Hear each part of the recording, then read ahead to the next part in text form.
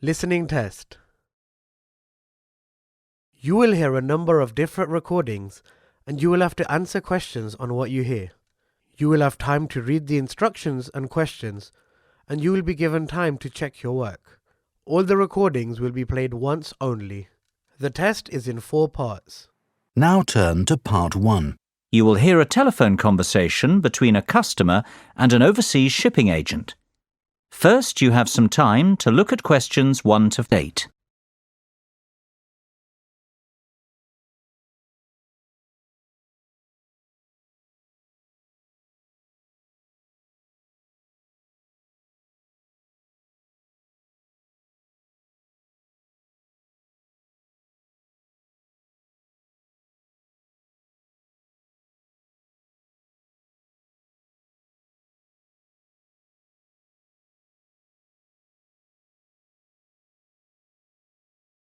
You will see that there is an example that has been done for you. On this occasion only, the conversation relating to this will be played first. Good afternoon, Denham's Shipping. How can I be of service? Well, I wish to inquire about sending a container of personal items from the UK to Ireland. The customer wants to send his container to Ireland, so the country of destination is Ireland. You should answer the questions as you listen, because you will not hear the recording a second time. Listen carefully and answer questions 1 to 8. Good afternoon, Denham's Shipping. How can I be of service? Well, I wish to inquire about sending a container of personal items from the UK to Ireland. No problem. Would you like me to give you an estimate of the cost? Yes, please. Well, first of all, may I take your details? Of course. My name's Tim Lafferty. Could you spell your surname for me, please, Tim? Yes, it's Lafferty. Lafferty. Thank you, Tim. Now, where would you like us to pick your container up from? My university, if possible. OK. Let me make a note of the address. It's Abbeyfield University. Is that Abbeyfield?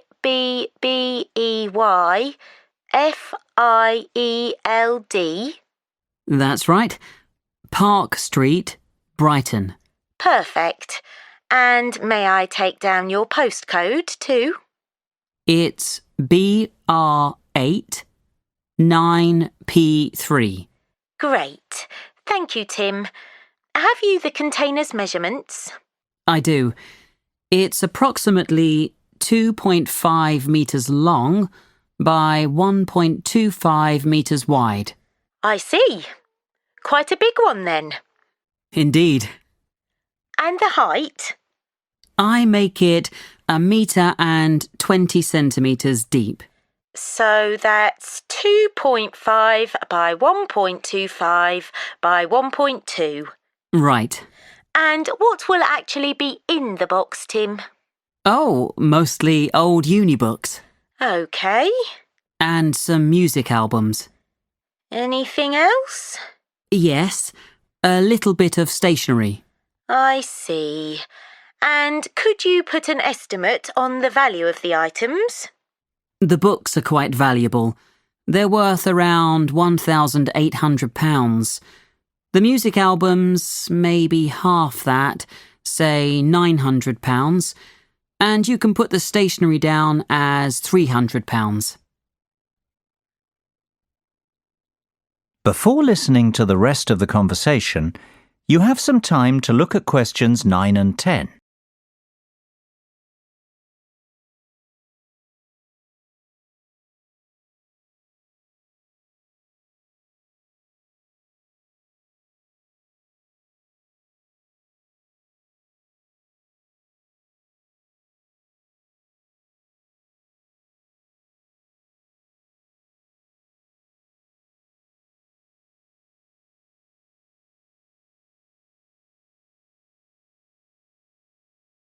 Now listen and answer questions 9 and 10.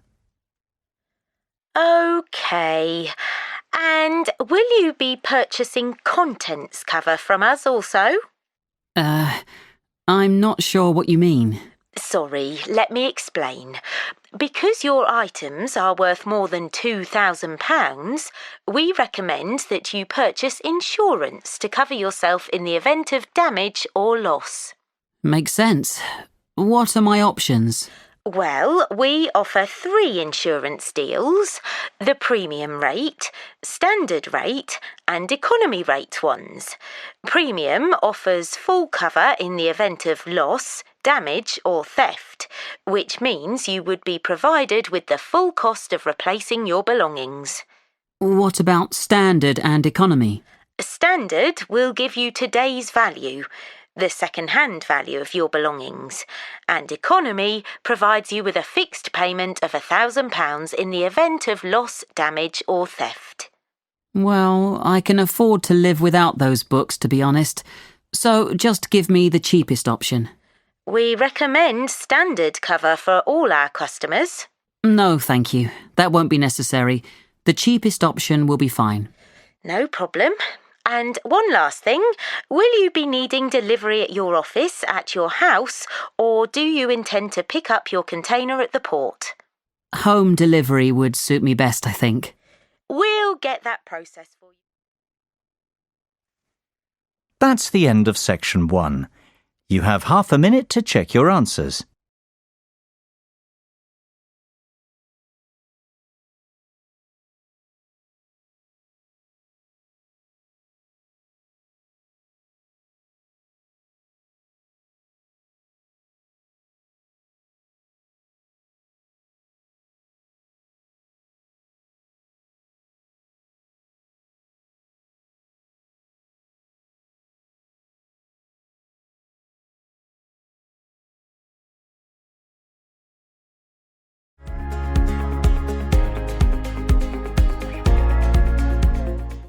Part 2. You will hear a tour guide talking to her tour group. First, you will have time to look at questions 11 to 15.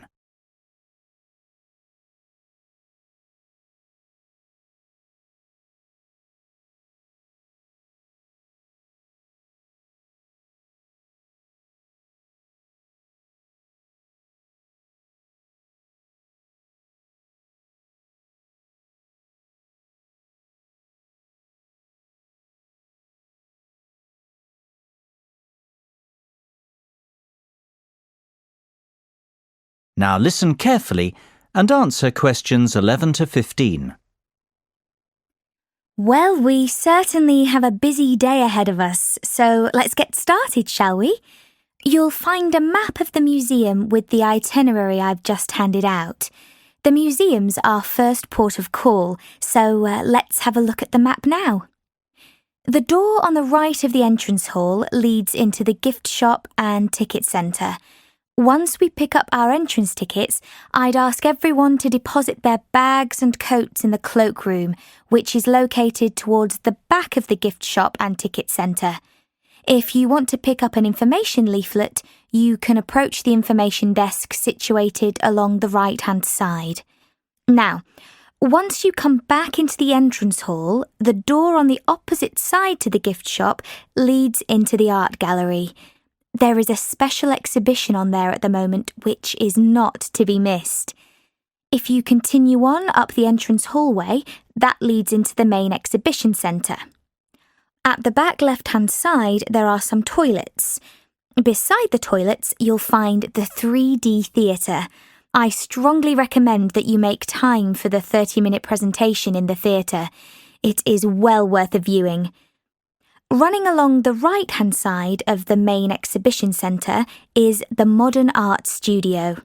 Here, not only can you view some of the most famous works of the 20th century, but you can also sit in on a workshop run by a local artist.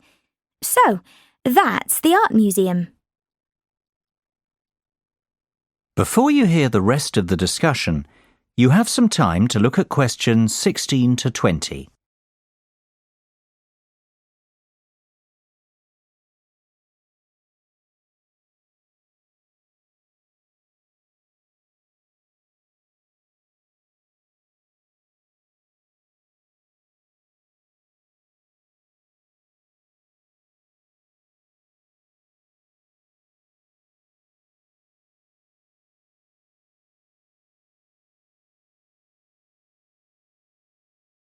Now listen and answer questions 16 to 20.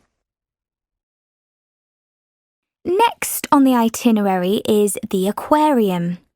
Depending on how long we spend at the museum, we might have to give this one a miss. It's not what I'd call a highlight of the day, but it would be a shame if we didn't get to see it, as it's en route to the Solheim Country Club, where we're booked in for lunch at 1 o'clock. Originally, we had planned to stop off at the Milltown Winery afterwards, but we've had to scrap that plan. Otherwise, we'd never get to the zoological gardens before closing time. We have pre-booked the gardens and must be there by 2:30, so no dilly-dallying please after lunch. Straight back onto the bus. The gardens close at 3:30, so we've an hour there, which should give us ample time to look around. Time allowing, we'll stop off at the famous Stout Brewery after that, if traffic isn't too heavy, and we're in Lincoln before 5. If not, we'll head straight for the National Concert Hall, where you're in for a real treat of an evening, with a performance from the world-renowned cellist, Andrei Borovsky. We have to be in our seats by 6:30 sharp. After that, it's back to the hotel for the night, where a buffet meal will be waiting for us at 8:30, or whenever we get back. That is the end of section 2. You now have half a minute to check your answers.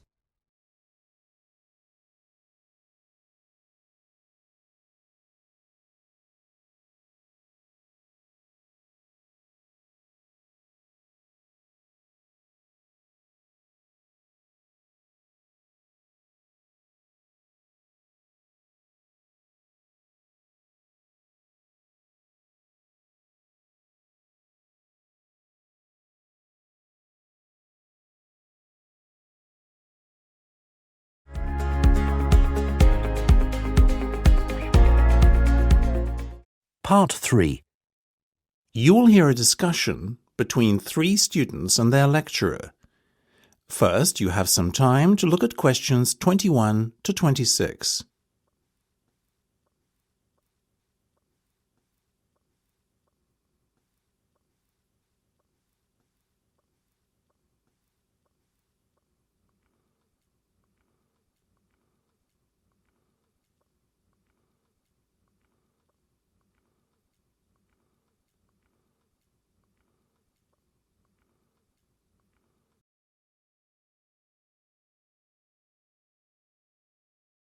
Now listen carefully and answer questions 21 to 26. That's right. I started out working as a researcher in Kelheim Laboratories, though it's a long time ago now. What was it like then? Starting out, I mean. That'll be us next year. It largely depends on your work environment, really. My team in the biophysics department were not very understanding of how it feels to be a new guy, and were really quite hard on me. From day one, they expected me to pull my weight, and they reprimanded me for any mistakes I made. There was no time for me to find my feet and get comfortable. That sounds awful. Well, it was to begin with, and it certainly took a long time for me to gain their respect.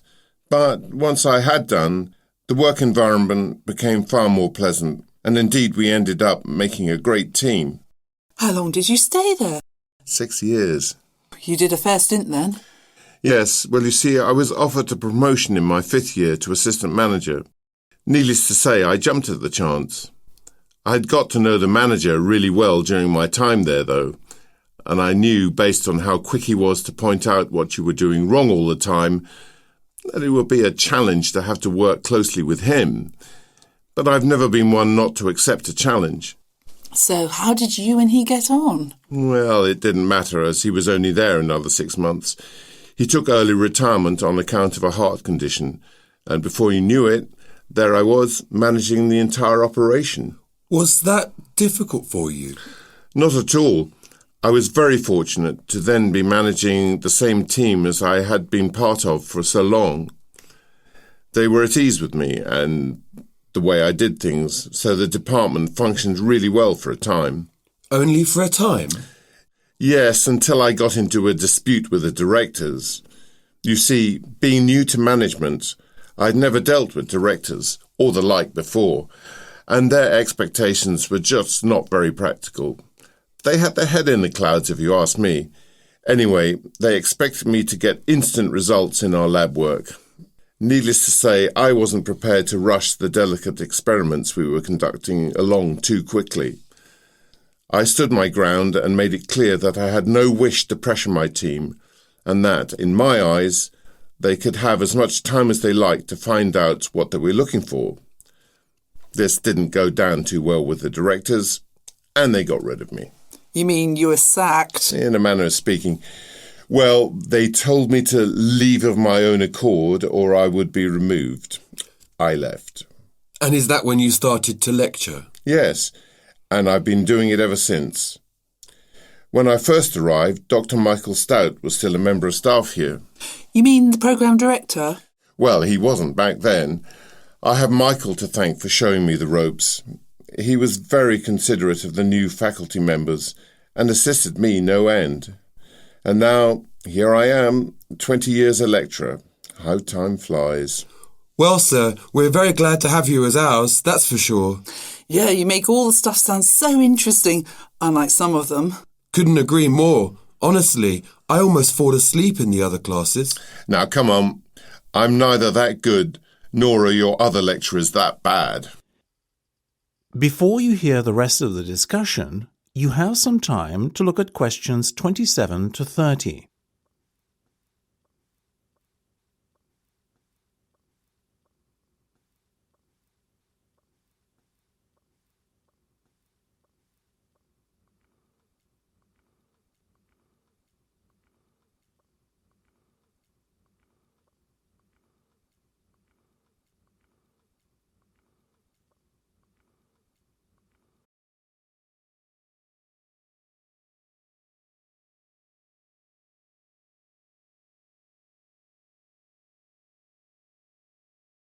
Now listen and answer questions 27 to 30. Right, now let's get down to business. We didn't meet for an idle chat. Tell me, John, how's the project coming along? Well, we haven't been able to isolate the mutant gene yet, so to be honest, I'd say it's slow progress. But you have at least identified the mutant gene, correct? Yeah, but until we isolate it, testing cannot commence, so the whole project is on hold at the moment. I think you're being a little too hard on yourselves. After all, correct me if I'm wrong, but did we not say a time frame of maybe 6 months just to identify the culprit? Yes, but having done that so quickly in the space of a week, it's frustrating to have to wait now. Patience is a skill you have yet to acquire, John. I guess. We have managed to establish that the gene mutation bypasses every other generation. Intriguing. So the infection is not passed directly from parent to child? No. If the parent is infected, the child will be a silent carrier who will go on to infect any children he or she has. That's an important discovery. Yes, and we've also found a way to switch off the mutant gene, we think. Go on. One of the volunteers we have been studying was a carrier 6 months ago, but the mutation is no longer in his DNA. Having studied his health records, it seems that he caught a strain of bird flu on a trip to Malaysia. He had a near-death experience, but has since made a full recovery. Do you suspect the bird flu virus somehow has a curative effect? We don't think it was the virus, but the accompanying fever. His body temperature was raised to 105. We have a hypothesis that the mutant gene couldn't cope with such an excessive internal body temperature. Excellent work. So, by the sounds of it, a cure might not be too far away? If we can isolate the gene, then we can begin further research to confirm our hypothesis. Now I understand why you're so eager. That's the end of section 3. You have half a minute to check your answers.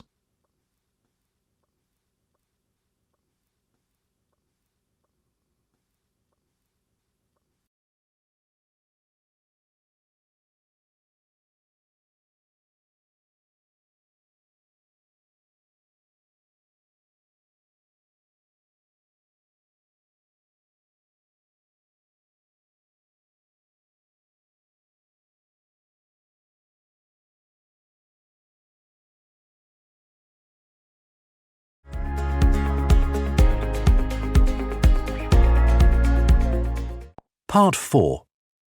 You will hear part of a lecture about the process of conducting a small-scale archaeological dig. First, you have some time to look at questions 31 to 40.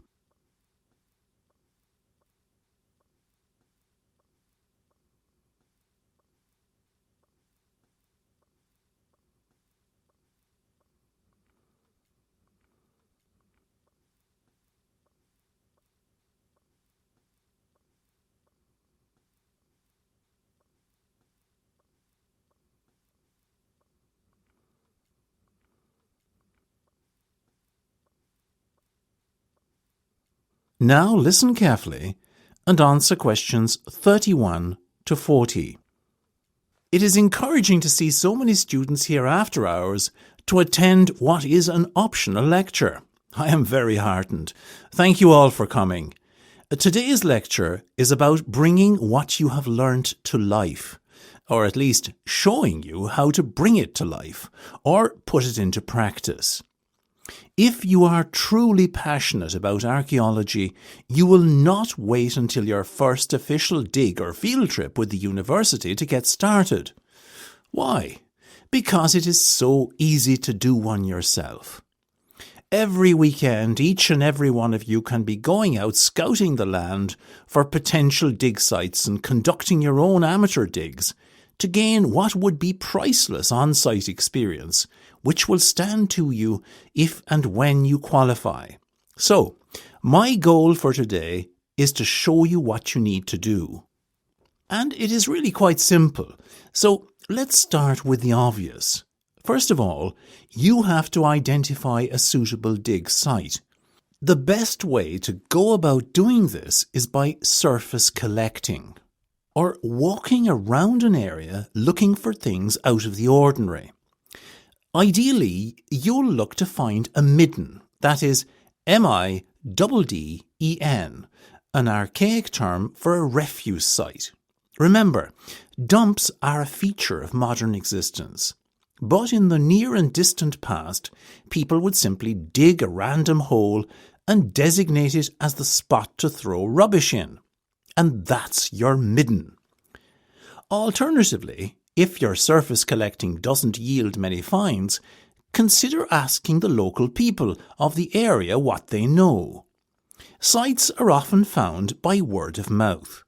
Or if that doesn't work, use the state files. Remember, they are normally only ever open to qualified archaeologists, so you, the students of UCD, are in a very privileged position indeed to be able to access them. Now, once you have found a site with some potential and collected some surface finds, it's time to evaluate what you have collected. The objective is to identify the area of your prospective dig site, which was the most densely populated, as this will yield the best results come dig time. Clean and categorise each surface artefact you find. Separate the modern trash, the unidentifiable items, the ceramics, the bone and shell tools, etc., and then begin the process of cleaning the finds you think are important.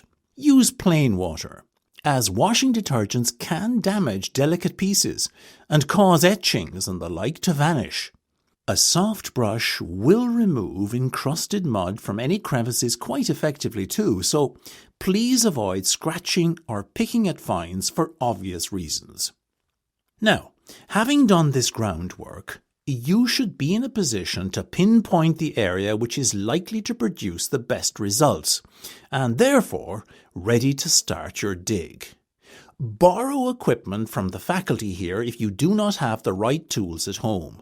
We are always happy to assist students who show an interest in conducting archaeological work in their free time. You will need a trowel, flat blade shovel, dust pans, assorted brushes, measuring tape, folding sticks, plastic bags in assorted sizes, markers, a clipboard, line level, string, stakes, gloves, and fluorescent survey tape. And most important of all, a screen.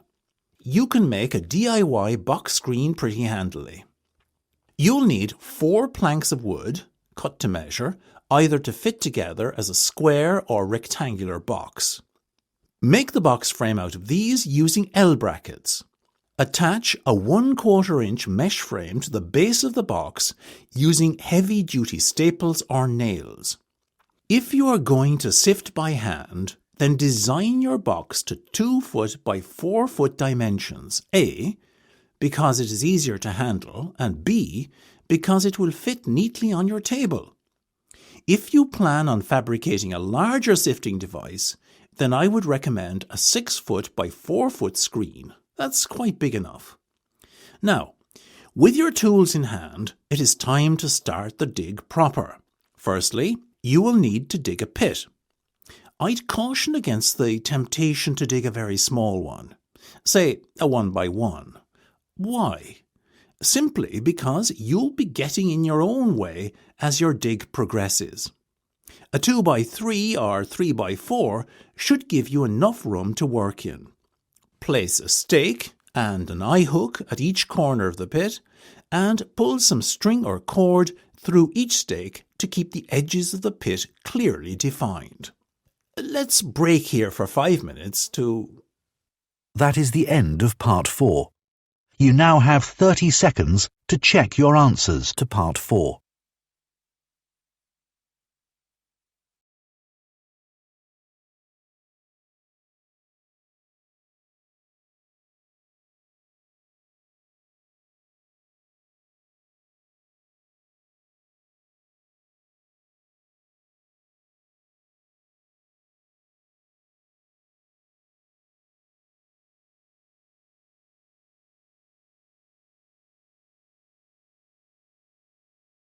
That is the end of the listening test.